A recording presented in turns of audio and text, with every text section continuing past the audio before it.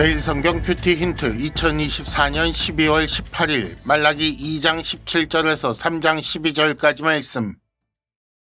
너희가 말로 여호와를 괴롭게 하고도 이르기를 우리가 어떻게 여호와를 괴롭혀 드렸나이까 하는도다. 이는 너희가 말하기를 모든 악을 행하는 자는 여호와의 눈에 좋게 보이며 그에게 기쁨이 된다 하며 또 말하기를 정의의 하나님이 어디 계시냐 함이니라. 만군의 여호와가 이르노라. 보라, 내가 내 사자를 보내리니 그가 내 앞에서 길을 준비할 것이요 또 너희가 구하는 바 주가 갑자기 그의 성전에 임하시리니 곧 너희가 사모하는 바 언약의 사자가 임하실 것이라. 그가 임하시는 날을 누가 능히 당하며 그가 나타나는 때에 누가 능히 서리요. 그는 금을 연단하는 자의 불과 표백하는 자의 잿물과 같을 것이라.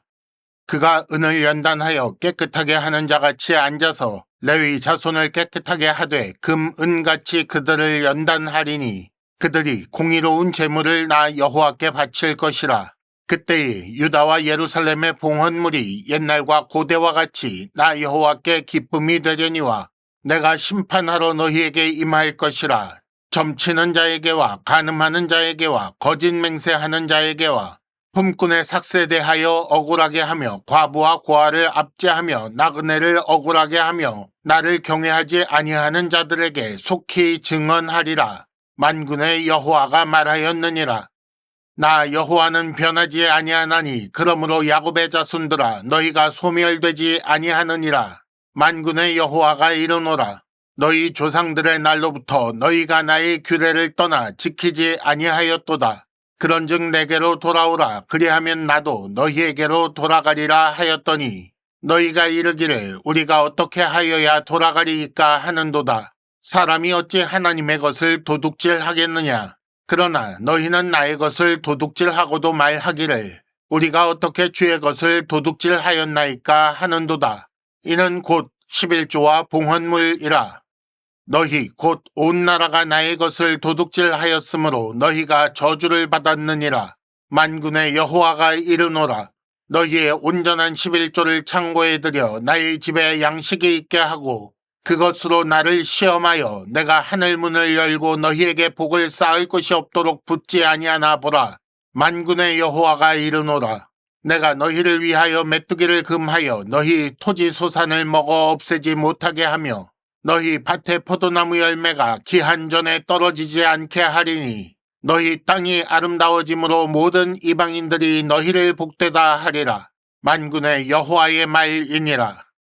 아멘. 오늘은 먼저 본문 이해를 위한 도움 말씀을 드린 후에 큐티 힌트 2가지를 말씀드리겠습니다. 첫째, 정의의 하나님을 의심하는 것은 아닙니까? 둘째, 하나님께 돌아간다는 것은 하나님의 규례를 지키는 것입니다.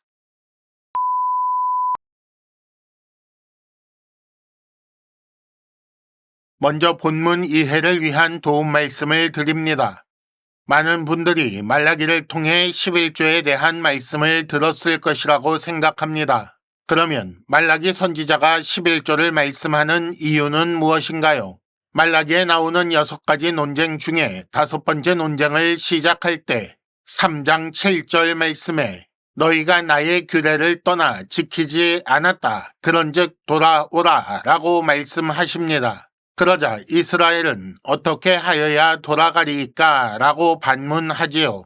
이에 대해 하나님께서 답변하시는 말씀 중에 11조에 대한 말씀이 나옵니다. 그러므로 여기서 다루는 11조는 단순히 11조가 문제다라고 말씀하신 것이 아닙니다. 이스라엘이 하나님의 규례를 지키지 않는 대표적인 예가 11조인 것입니다. 따라서 이 말씀을 읽고 11조 하나만 생각하는 것은 말씀의 의도에서 벗어난 것입니다. 그럼에도 불구하고 우리가 중요하게 생각할 것은 이것입니다.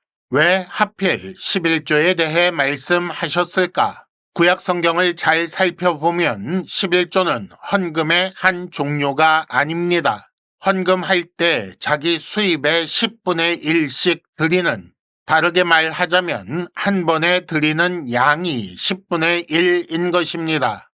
예를 들어 민수기 18장 21절에서 32절까지 보면 이스라엘은 그 11조를 레위인에게 주고 레위인은 그들의 11조를 제사장에게 드리게 되어 있습니다. 이렇게 자기 수입의 10분의 1을 레위인에게 그리고 다시 그 받은 것에서 10분의 1을 제사장에게 주는 것 외에 신명기 14장 22절에서 27절에 보면 절기 때 사용하도록 되어 있는 11조가 있고 거기 이어서 신명기 14장 28절 29절에는 구제를 위한 11조가 또 등장합니다.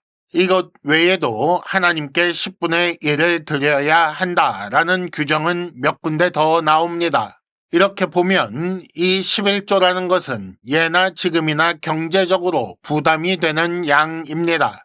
그러니 11조를 하고 싶은 생각이 들지 않는 거지요. 그러면 하나님은 왜 이런 규례를 주셨는가? 신명기 8장 3절 말씀처럼 사람이 떡으로만 사는 것이 아니라 여호와의 입에서 나오는 모든 말씀으로 사는 것을, 즉 그 말씀을 지켜 사는 것을 훈련하기 위한 것입니다. 그래서 오늘 말씀 3장 11절 12절을 보면 11조를 하면 메뚜기를 금하여 너희 토지 소산을 먹어 없애지 못하게 하겠다. 너희 밭에 포도나무 열매가 기한 전에 떨어지지 않게 하겠다. 이런 식으로 내가 너희에게 복을 주어서 11조를 다 드리고도 너희가 먹고 사는데 아무 지장이 없게 하겠다. 그런데 그것을 시험해 보지도 않고 굶어 죽을까봐 겁이 나서 11조를 드리지 못하겠다고 하느냐? 이렇게 말씀하시는 것입니다. 큐티 힌트 첫 번째, 정의의 하나님을 의심하는 것은 아닙니까?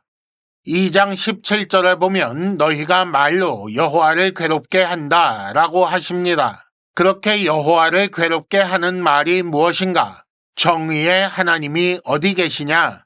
그런 하나님이 있기는 한 거냐라는 말을 한다는 것입니다. 그들은 악을 행하는 자는 여호와의 눈에 좋게 보인다. 그에게 기쁨이 된다고 말합니다.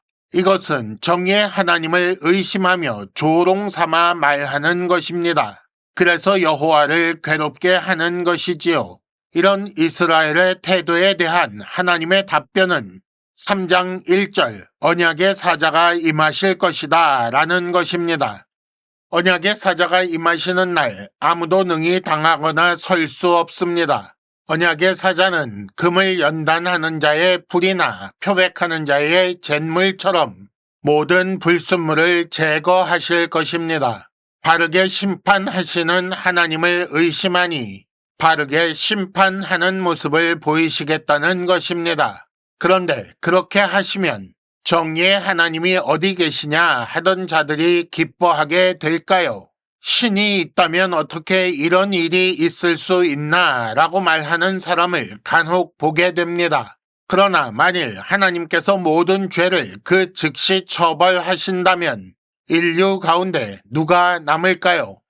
힌트 첫 번째, 인간의 삶은 스포츠 경기가 아니며 하나님은 그 경기의 심판이 아닙니다. 왜 하나님의 심판이 늦어지는지 생각해 보셔야 한다는 말입니다.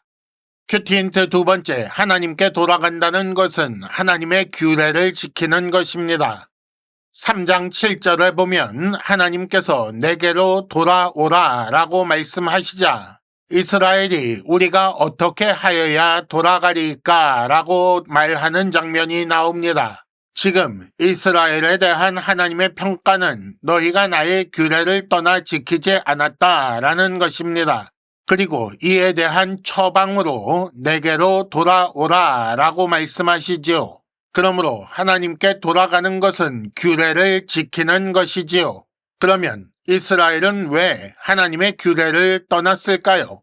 더 잘 먹고 잘 살기 위해 그랬던 것입니다. 하나님의 규례를 지키면 손해볼 것 같다는 거지요. 하나님의 백성은 하나님의 가르침을 따라 사는 것이 잘 사는 방법입니다. 하지만 사람들은 오해하고 있습니다. 하나님 없이도 잘 살 수 있는데 하나님께서 도와주시면 더 잘 살 수 있다고 생각하는 거지요. 그래서 자기가 판단해서 규례를 지키면 손해라고 판단되면 규례를 하나님의 가르침을 지키지 않는 것입니다. 그래서 하나님께서 3장 10절에 이렇게 말씀하십니다. 규례를 지키면 손해볼 것 같다고 생각하는가? 시험이라도 해보았는가? 사실은 해보지도 않고 지레 겁을 먹고 지키지 않았던 것입니다. 하나님은 이미 약속하셨습니다. 그럼에도 불구하고 규례를 지키지 않았으니 이는 믿음이 없는 것입니다. 뒤집어 말하자면 믿음은, 그리고 하나님을 사랑하는 것은 규례를 지키는 것으로 표현됩니다. 힌트 두 번째, 예수께서도 이렇게 말씀하셨습니다. 너희가 나를 사랑하면 나의 계명을 지키리라. 이상으로 2024년 12월 18일 매일 성경 큐티 힌트를 마칩니다. 여러분 큐티를 통해 은혜 많이 받으시기를 바랍니다.